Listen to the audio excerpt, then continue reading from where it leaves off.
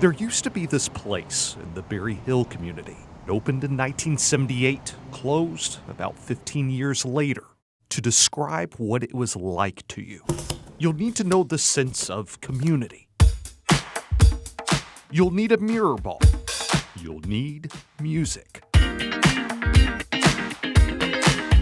It was a gay club called Warehouse 28. In the early days, Macon Kimbrough was a bartender and assistant manager. Bars were where gay people went to meet. John Bridges was a patron. It was a refuge for all of us. Joey Clay was one of the DJs. It was predominantly a dance bar. It's absolutely shaped who I am. In the early 80s in Nashville, fitting in meant many gay people were not open about their lives. People didn't know they'd lose their jobs, they'd lose their friends. For a lot of people, that was the only place where they could go and meet other people like themselves and not feel so alone. You met people for the first time that sometimes became lifelong friends. It's our safe haven. You are not going to come in and make trouble. And by 3 a.m., lights up, everybody go home. Tomorrow night,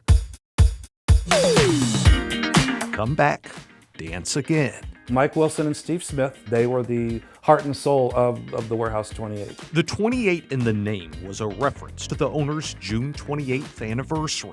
They were strong proponents of gay rights and set out to create a place for everyone to have fun. There was a lot of straight people. They wanted to dance, I don't know. There was resistance. When the Warehouse 28 first opened, it got firebombed. But the community just came in, they cleaned the thing up, and it was open again. It's like with anything, we just live our lives. It was in the midst of the early 80s. Something was happening in the community. It was something that wasn't yet getting much talk on TV. By 1982, the CDC began calling it AIDS.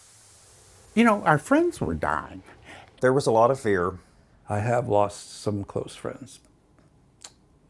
In the darkest days, sometimes we go to 2 funerals a week. Kurt Benz, the cleverest and the smartest guy.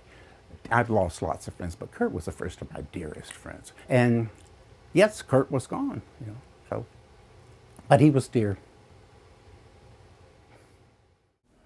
You just had to be safe, be smart, and just keep living. The people at Warehouse 28 knew this. And if nobody else is going to help us, we just have to do it ourselves. Led by Steve and Michael, they began raising money through drag shows and auctions, which in 1985 played a key role in the creation of Nashville Cares, an HIV/AIDS service organization still in Nashville today. By the late 80s, attention did change. An AIDS commission was established. People living with AIDS were cautious about sharing their stories publicly, but conversations were happening. Oh my goodness. It's a sense of pride looking back on the pictures of the people who helped make Nashville Cares happen. Because all that hair. The Western theme was a theme for a while. Is this like the urban cowboy era? It was actually more village people. Okay. There was more village. It was more village people. I wonder if people, when they're making history, always know that they're making history. Okay. Consider it unveiled, okay. Thank you all for being here. A historical marker now stands on 8th Avenue South, where Warehouse 28 used to be. Owner Steve Smith died from AIDS-related causes in 1995, while Michael Wilson now lives in the Dominican Republic. Michael speaks to us from there, sitting on the right, alongside best friend and fellow gay rights advocate Ron Sanford. I never realized that what we were doing would get me to this point, and I'm extremely honored that this is being recognized. We were fighting for our lives. We never really thought about what would come from it. I met all my dear friends here, but it brings back memories that hurt, memories of people we'll never see again. In the warehouse, we danced all night. The night's a little brighter now because of the warehouse.